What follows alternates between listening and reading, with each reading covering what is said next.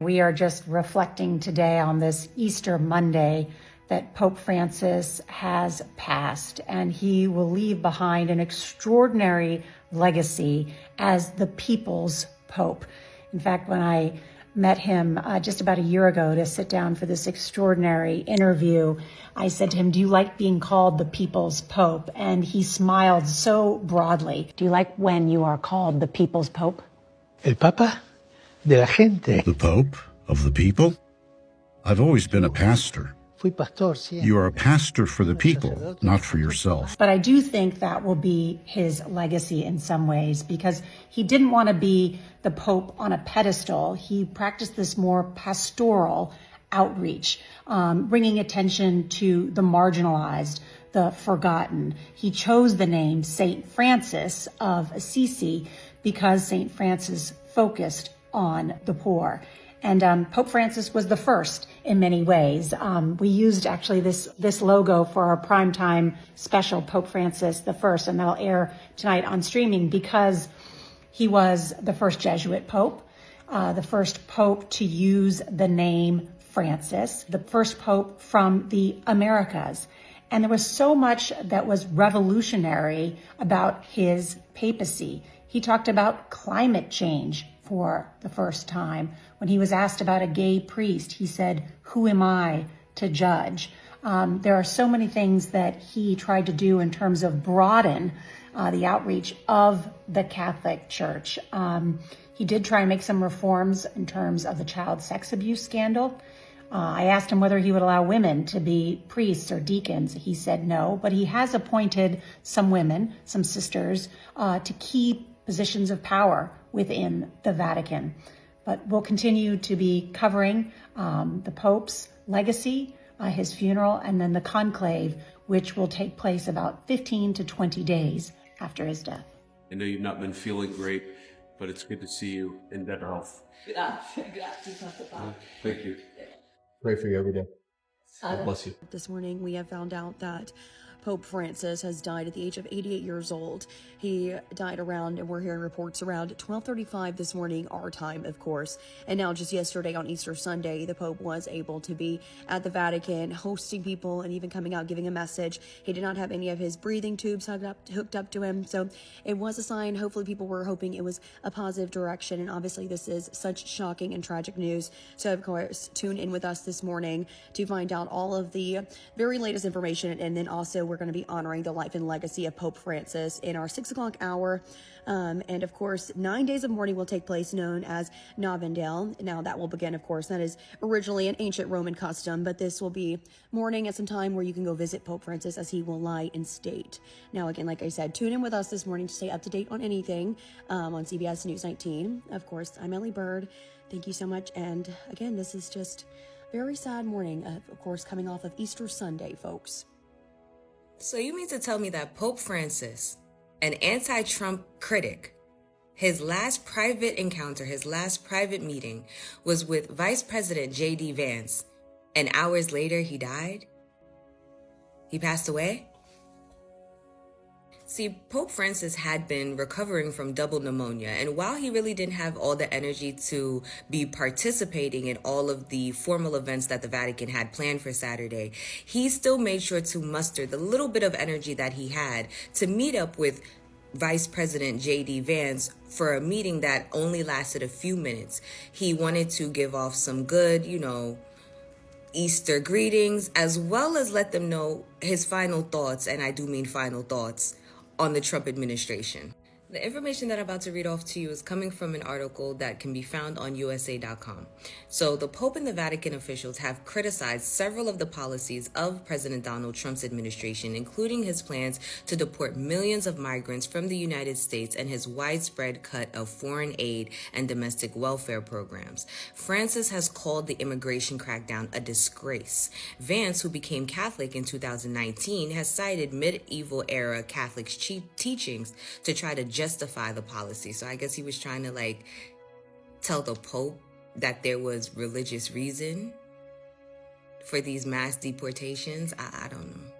But the Pope rebutted the theological concept that Vance tried to use to defend the crackdown in an unusual open letter to the U.S. Catholic bishops about the Trump administration in February, and called Trump's plan a major crisis for the United States. So even though this man was fighting double pneumonia, he couldn't even be present for the actual official duties for the Vaticans that they had planned for Saturday. He still made sure to have this meeting that only lasted a few minutes with Vice President JD Vance to let him know his final thoughts of how he feels about this administration. And then he passed away in his sleep in the early mornings. That's crazy. Breaking news this morning, just into our newsroom on this Easter Monday, Pope Francis has died at the age of 88. He did not conduct Easter Sunday Mass yesterday on Easter Sunday, but he did greet with worshipers and briefly met with Vice President JD Vance. We are following the developing details, but we do know he was suffering pneumonia for 5 weeks in the hospital for some time. He seemed to have recovered, though, so we are going to keep you updated on exactly what caused his death. I knew JD Vance was a killer, but I didn't know JD Vance was a killer. Okay? What? So the Pope died today, not too recently, after being visited by JD Vance.